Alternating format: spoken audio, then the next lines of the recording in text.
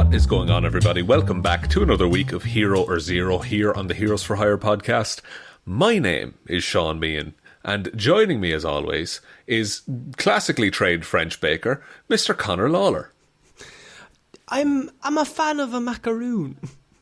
Ooh, not a macaron. Interesting. Interesting choice. So I meant the chocolate bar. The macaroon chocolate bar. Shout out to all the macaroon fans out there. That's very niche. It is indeed. So instead of talking, as I'm sure you could, Conor, about French patisserie, would you like to tell everyone what Hero or Zero is all about? Well, Hero or Zero is the show where every single week we choose one comic book character, and we talk their good points and their bad points, and we generally just give you a bit of a rundown of everything to do with that character. Now, I normally choose DC characters, Shaun normally chooses Marvel characters, and last week I did Maxwell Lord, who appeared in the recent Wonder Woman film.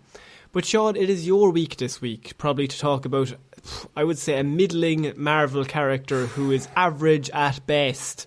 Well, it's not correct what you say, but this is a character I'm not personally a very huge fan of. I do think the story is really interesting and it's cool and it's iconic. It's not my favourite, shall we say? Bit violent for me, Conor. Actually. Oh, is it the Punisher? It is indeed the Punisher that I will be covering this week. Frank Castle. So I feel a lot of people know a little bit about the Punisher, like what he's generally about. Daredevil season 2/3, perhaps. I mean, the first 4 episodes of Daredevil season 2, excellent stuff. John Bernthal is really perfect as the Punisher, really. Yeah, and so this report, so it's Punisher's been involved in a lot in comics, so this is a summary to give people a general vibe about him, which is, I guess, the brief for what Hero or Zero generally is. And then I think we just kind of talk about just generally about him, because he's a really interesting character to exist in that universe. So starting off, born in Queens to Sicilian immigrants, a young Francis Castiglione. I'm definitely mispronouncing that. Yeah. But he studied in the seminary to be a priest for a while. However, he met a lady named Maria, married him, and they had their first child together. I think it's going to go really well for Maria. Oh, you wouldn't believe what's about to happen to Maria and the child. It's such an interesting story, Conor. And I'm assuming they live a long, fruitful life and he's real level-headed about the whole thing? Well, Frank enlists in the United States Marine Corps, eventually rising to the rank of captain. During his time in the Marine Corps, he graduated boot camp, went on to the School of Infantry, and while still in training, he met a man named Fan Bighawk, who was a Native American scout. And he was assigned to be Frank's guide, and he taught him to basically survive in the wilderness. Frank went on to serve in 4 tours with the Marines, and despite being one of, if not the best sniper the Marine Corps had ever had, many of his superiors didn't like him. And he kept putting himself in situations where he would be killed. You're saying he has a devil-may-care attitude. Bit of a devil-may... He doesn't respond well to authority, man. He doesn't respond well to authority, and he also doesn't care if he lives or dies. What we're saying is think of Mel Gibson, Lethal Weapon 1. The very same, Conor. Yes. And so, while on leave from the Marines one day, Frank took his wife and now 2 children. No, double the carnage. Carnage, Conor? They're going to Central Park in New York. New York City. Is there a carousel? Yeah, there's a bit of a carousel. No. Excuse me. They also happen upon the scene of a mob killing in the park. Fearing witnesses, the mobsters murder Castle's family in cold blood and escape. Who the fuck are the kids going to tell? The kids aren't going to remember what they saw at that point. Like, just kill the wife. It's fine. I'm coming down harsh on the mob. Bad news. Yeah, I mean, look, it's that's like the killing of Uncle Ben. Yeah, for it has to the happen. Punisher, though. Yeah, it always happens. It's heartbreaking to watch. Every version that there ever is of the Punisher, his family gets killed. And it's the same as you said, Uncle Ben. You've got the Pearls after watching Zorro. It's all same. just, you have these hallmarks that they have to happen for the lunatic to be born. Exactly. And so, as you might imagine, Frank Castle managed to survive the attack, but was deeply traumatised by the incident. He was going to testify in court to identify the shooters, but Castle wasn't allowed because the New York City Police Department were deeply connected to the mafia at the time. Or the Magia, traditionally in comics. So when mobsters decided to slay his family, Frank Castle vowed to spend the rest of his life avenging them. I mean, it's very similar to the origin of another character we know and love, but this guy he takes more of a sinister route.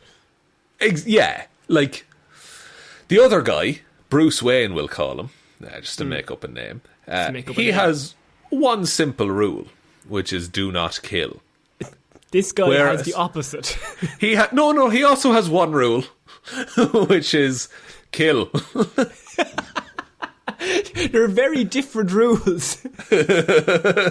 So he wages a one-man war against crime as the Punisher. He uses his combat experience, guerrilla and urban warfare techniques, as well as detective-like skills to achieve his mission. This includes using the Mafia's own tactics against them to track down and kill those responsible for the death of his family. So basically, he snaps and he just goes on a killing spree, killing every criminal that he can in New York. It's happened before. I'm going to go on into a couple of stories in a second, but the Punisher has stopped crime without even being there, because there's this great comic scene where there's two criminals and they're about to break into a house, and one of them just says, "Man, what if the Punisher's around?" And they leave because once he's in their head, once they consider that the Punisher might find them, they leave. It's not worth it. Which is hilarious in New York in Marvel, where there's a billion heroes, but he's the one they fear. Because Spider-Man will send you to prison. Daredevil will send you to prison. The Punisher will fucking kill you. He doesn't care. If you just break the law and you're a criminal, you're dead. Yeah, he's he that's his rule. He's if you're bad, you die. And then that's, of course, the whole plotline of Daredevil Season 2 is he's where Daredevil Matt Murdock has said, well, what gives you the right to kill people? And then he said, well, we're not so different. You just beat them to a bloody pulp and then you just stop a second before I do. Exactly. There was one instance as well, Dr. Octopus sent a poison into the city. Frank Castle received a dose of the poison and kind of got disorientated, got confused, and actually started attacking Spider-Man. He's no match for Spider-Man. Spider-Man, again, another great scene. Spider-Man is being hassled by Frank Castle, and Frank's I'll fucking kill you. And Spider-Man says, you couldn't if you tried. Which would annoy him more because it's a 17-year-old being dude, I'm Spider-Man. I'm better than you in every way. Yeah. So Spider-Man, in this instance, got a cure for the poison that was making him lose his mind, and left him tied up on the pier while Spider-Man went after Dr. Octopus. Now, Castle was later found by the police and was arrested for his crimes. He stated that he would not fight the police as they were on the same side. So that's... Right. He's getting... that's somewhat of his moral code. But also, he will fight bad police officers that he knows to be corrupt. Cops. Yeah, he'll fight a dirty cop any day of the week. He doesn't care. There's instances as well in the real world of the Punisher symbol being used by, like, hate groups. That's what I was thinking that. Yeah, this is addressed in the comics. And it's like the police are wearing Punisher symbols. And Frank Castle sits him down and is like, we are not the same. You are meant to be better than me. Like, if you want a role model, don't look at the Punisher, look at Captain America. That's what you should be to people. So because they had to address all of that. I think the idea is that it's the fallback argument of, well, he's just cool. Like, he does the dirty work. That's why people like all these characters, because, like, he's the one who kills the dirty cops. And it's easy to see how you get lured in as a fan, because people like the Punisher. But then people can take that moral message, slightly skew it to different areas. Yeah, because comics are fun, but vigilantism is not the answer ever. Let's just say that. I'm coming down hard on Mafia bad. So while he was arrested after the fight with Spider-Man, and while in prison on Rikers Island, Frank continued his war on crime by killing his fellow inmates whenever they attacked him, which happened regularly, as he was not very popular with the criminals in there. Look, there's one man that the Punisher reminds me of, and I'd be interested actually to know, when did the Punisher start? I'm assuming probably was before. But, I mean, the most obvious comparison I can make between, if you're going to go DC, Marvel, who are they similar to, and it's probably in the Bat family again, but it's not Bruce Wayne, is Jason Todd. It's Red Hood. Yeah, actually. It's the exact one-man same. war against crime, weapons and killing and codes. For example, when you said that, Jason Todd has a storyline where he goes into the prison and they psychologically analyse him, and it turns out he's completely sane, and he's just like, no, this is just the right way to do it. I just want to kill criminals. And I'm assuming Frank Castle will do the exact same thing. Frank Castle is immune to Ghost Rider's penance stare, because he doesn't think he's doing anything wrong. Exactly. So it's the exact same idea of, like, you have these characters who they will go all the way, and then you're like, oh, you're bad. And they're like, no, genuinely, this is what I believe. And then Jason Todd, even in the Batman comic books, he's in jail with all the criminals, killing the criminals while he's in there. Because he's like, oh, this is perfect. They're all here. That's the thing. Like, Frank Castle loves going to jail because it means he gets to kill criminals. It's an assembly of all the bad people. It's like, fucking great. You've made my job. They're locked in here with me. Also, Punisher came out February 1974 was his first debut. He was well before. Yeah. So Castle was eventually busted out of prison by a cop who wanted him to stop a narcotics shipment that he was instructed to leave alone. When he killed the drug dealers, he learned that they were using children in their operation. He decided to go. He declined to go back to jail and to keep on his war against crime. He declined. He's like, no, not for me. No, thank and you. Not for me, sir. He went to go track down the drug dealers. He was like, they're using kids. They're worse than anyone who's locked up at the minute. And he makes an executive decision to hunt them instead. Which, I mean, you can understand the logic. Yeah, absolutely. And so this is where he meets Daredevil. So Daredevil was trying to take down the drug dealers legally. And while trying to take out one of the dealers, someone, maybe the Punisher, killed Daredevil's target first. Before Daredevil could get to him and interrogate and get him into the hands of the law.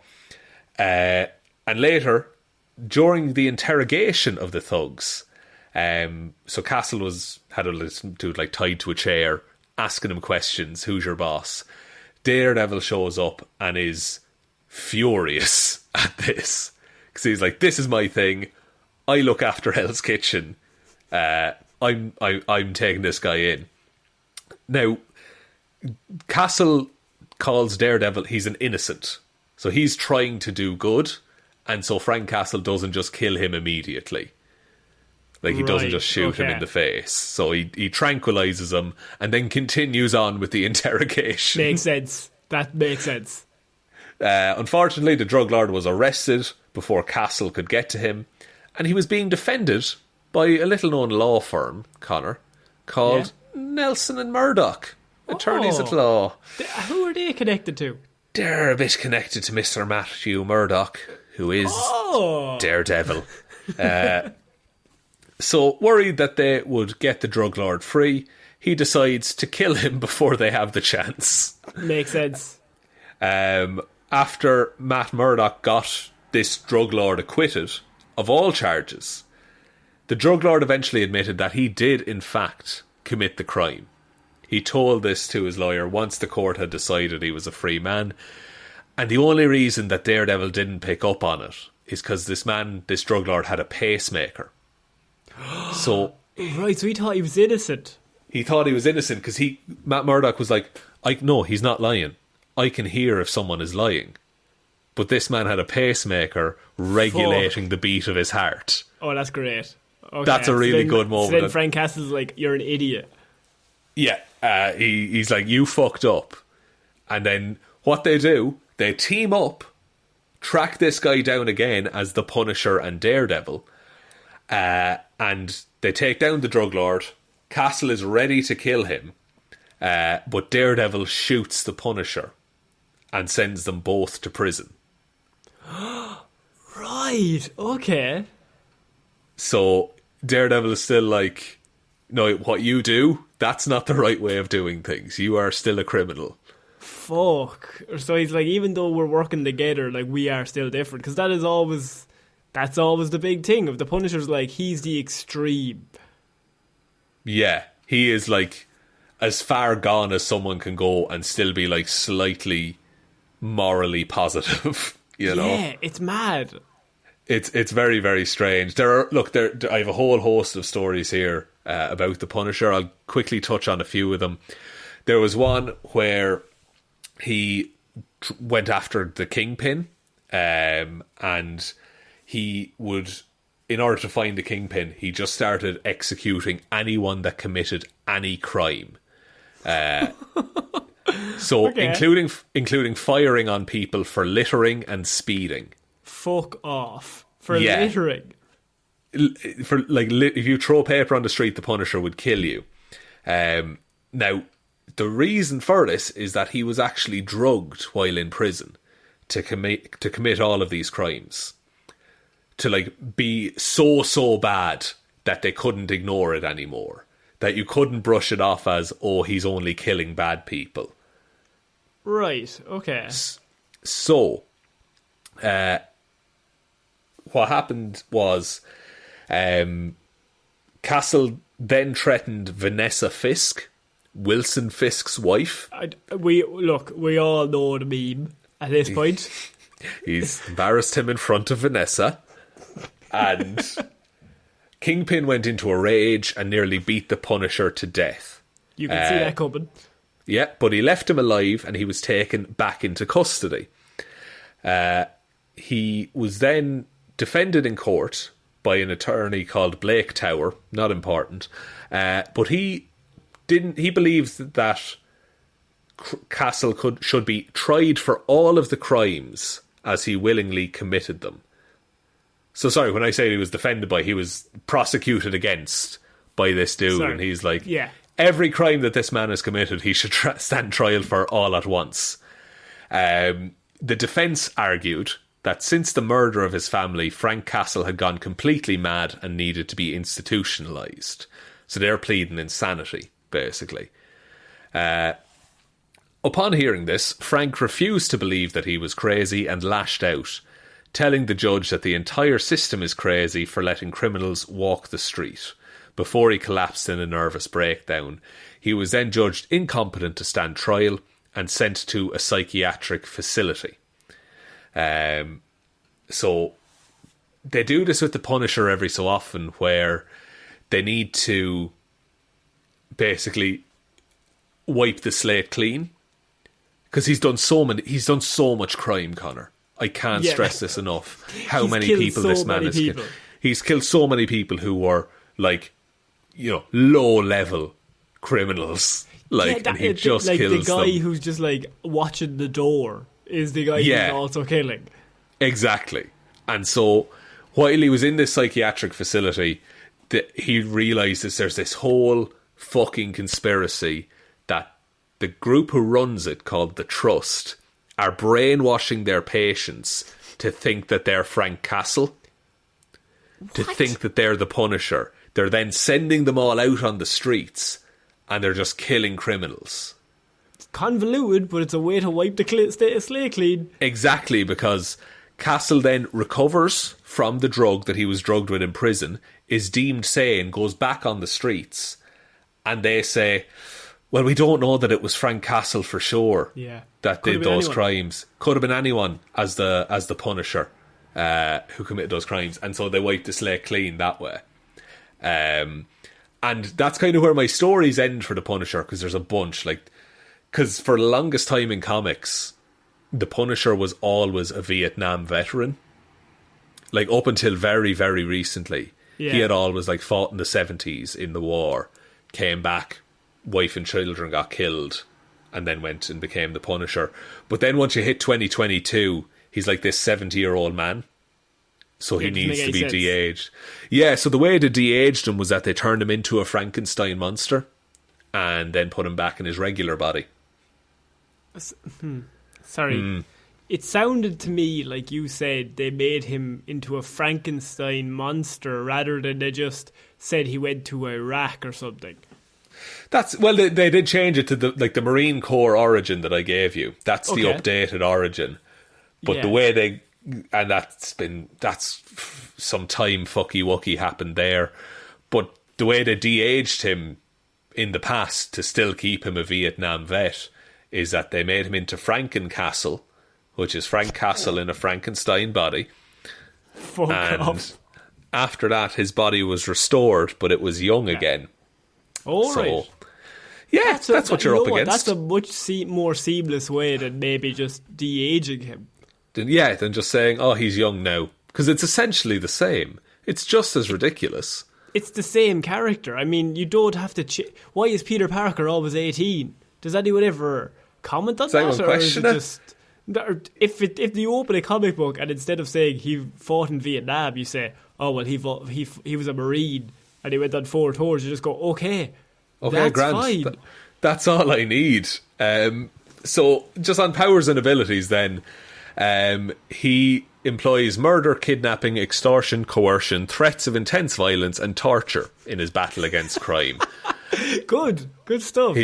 His brutal nature and willingness to kill has made him possibly the most dangerous man alive. Makes sense. So, yeah, absolutely. He has maximum human conditioning. He has levels of strength, speed, endurance, reflexes, healing, longevity, metabolism, and an immune system near the limits of absolute human capacity. Oh, right. So, what's Captain America? He is beyond human because he is a super soldier. Yeah. But he is Frank Castle is basically as good as you can be as a regular human. But not as a person. Not as a person, no. But God, he has his beliefs, doesn't he? And you have to respect one of those that. where you're just like he's technically right.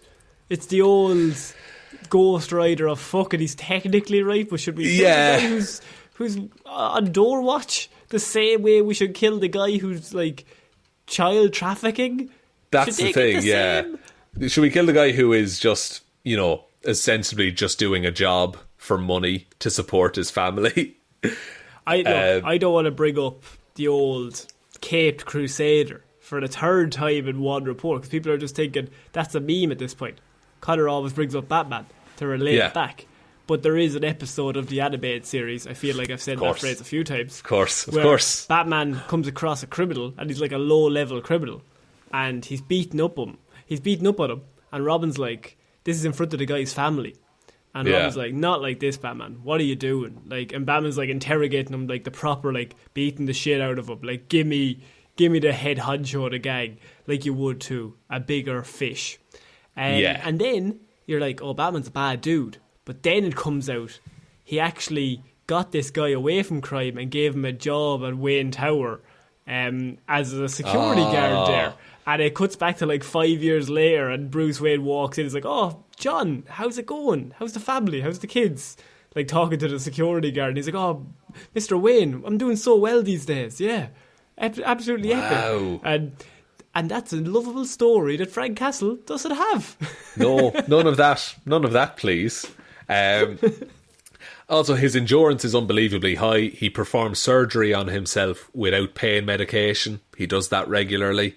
Just a lunatic.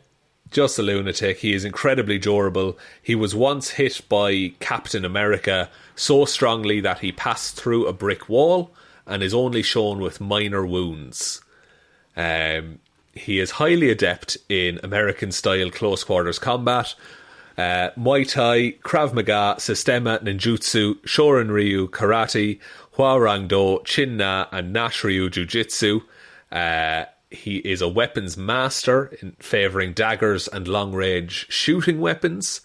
He has a ballistic knife which can launch a blade with lethal force. He commonly uses M16 .223 caliber automatic rifles. I like. There's all these lists of guns, but I don't know anything about guns. So he uses a lot of guns. He's basically able to kill you in any way that he wants. Literally, yeah. If there is a way to kill someone, Frank Castle has done it. Right, okay. He's an elite sniper. He can kill a target from 4 kilometres away. I mean, and you know what's worse is he's the character that would, because he doesn't care. He's not there for like the fight or anything. No, he's not there for the glory of the fight or anything like that. He just wants crime dead. Yeah. There's a very common thing that the Punisher always has one extra bullet, which is his, because once he has eliminated all crime, he's going to kill himself because he knows he'll be the last bad person left. Edgy as fuck, my dude. If I was 16, that's the coolest motherfucker I've ever seen. It's like, Evanescence would love this guy. Imagine him doing the killing and Evanescence playing. See, no slagging at Evanescence. We're big fans. Not at all. But we're just thinking of the 2003 Daredevil in the rain. The rain and the shooting the sand, or knifing the sandbags. Great scene. That's good. That's a good one. Interrogation master. He uses creative types of torture such as waterboarding, electrocution, suffocation, sleep deprivation, and also starvation as well. Special ops training, master tactician, indomitable will. He has complete control of his mind and consciousness. He has a strong resistance to telepathic powers. He is at one time when he was trying to be controlled, he says, "This doesn't feel like any other day to me." It's just... He's just like peak human psychopath. Literally, yeah. And he's also... Black Widow has stated... Black Widow is a super soldier in the comics. She has stated that Frank Castle is stronger than her. He does not drink alcohol or do drugs, and he will not take over-the-counter painkillers, believing that their benefit of dulling pain isn't worth the side effects of drowsiness or slowed reflexes. Edgy. So, like, all that amounts to is, like, I can see why he's cool. I can see why people like him. Yeah, and, like, on the Marvel 1 to 7 rating system, this man has no superhuman powers. So he has an intelligence of 3, a strength of 3, speed of 2, durability of 2, energy projection of 1, fighting skills of 6. 6 as a regular human. And superhuman is, by the way, 3, isn't it? 3 is superhuman. 3 is like peak, like best a human could possibly be. And 7 is God. So he's 6. 7 is God. Like, Wolverine is the best fighter in the Marvel universe, and he's a 7. Right. And he's also like a mutant with a healing factor and metal claws. So technically he could just beat anybody in a fight. Pretty much, yeah. Like, if it comes to a straight fight, like, Frank Castle will win most fights. Wouldn't except he kill against someone. Spider-Man? Is my big take. See, here's the thing: he wouldn't, because he finds Spider-Man as an innocent. Right. He does more good than harm in his eye. Like, he has this weird fucked up, like, balance in his head. Like, if I leave this guy alive, he'll put more criminals in jail and I might be able to kill them. Versus, oh, this guy is putting criminals on the street. That's his balance that he usually uses. Fucking hell. But, if he wanted, he could just go and gun down Spider-Man someday. It'd be hard, but he could do it. Spidey senses would make it real hard, but I guess he'd set up 47 snipers at once and fire them all simultaneously. Yeah, but he would definitely kill Daredevil if he wanted to. Oh, straight up, like dead. Yeah, so many of these people would just be regularly dead if Frank Castle. There was one time I think his family was revived and then killed again, and in the month afterwards, the crime rate in New York dropped as low as it had ever been.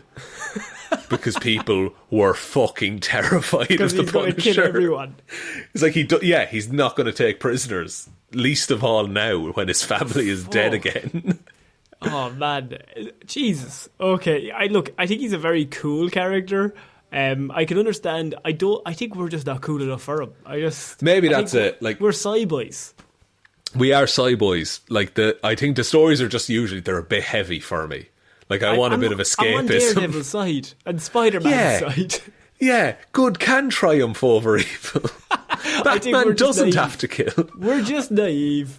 I do believe, if Bruce Wayne ever killed one person, he would become the Punisher, I think. Yeah, I know. Jason Todd is Jason Todd, Bruce yeah. Killed.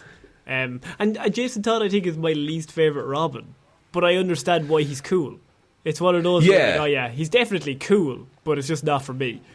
Exactly, he's a wild card, but I'm glad he's in our deck. Yeah, do you want me to take us out, Shaun? Yes, please, Connor. So if you liked what you heard here, we would really appreciate if you gave us a like and review on whatever podcast platform you're listening to this on. There's one on iTunes, Spotify, just anything where there's a star or there's a thumbs up. Anything like that would really help us out. If there's a thumbs down, just ignore that. We don't want that, please. I've never seen one. I just don't even want to know about it. Doesn't exist. But if there is, go ahead if you want to put the thumbs down. but please don't. But yeah, you can please help us out that way. You can also support the show. It's at patreon.com/Heroes for Hire podcast. We have loads of extra movie reviews and TV reviews all up there. And we will be reviewing Wild Mountain Thyme for this month's movie. Oh, we will. That will be coming out. That will be coming out before the end of the month. So Wild Mountain Thyme review is coming out. So if you want to get access to that, you just head on over to our Patreon. The link is down below. You can follow us on Twitter. It's at Heroes for Hire Pod. The 4 is the number 4. Facebook is Heroes for Hire Podcast. Instagram is Heroes for Hire Podcast. But most importantly, you can tell one human being that we exist. Just the one, please. So I've been Ciara Lawler. And I have been Shaun Meehan. And we shall see you all next week. Bye. Bye.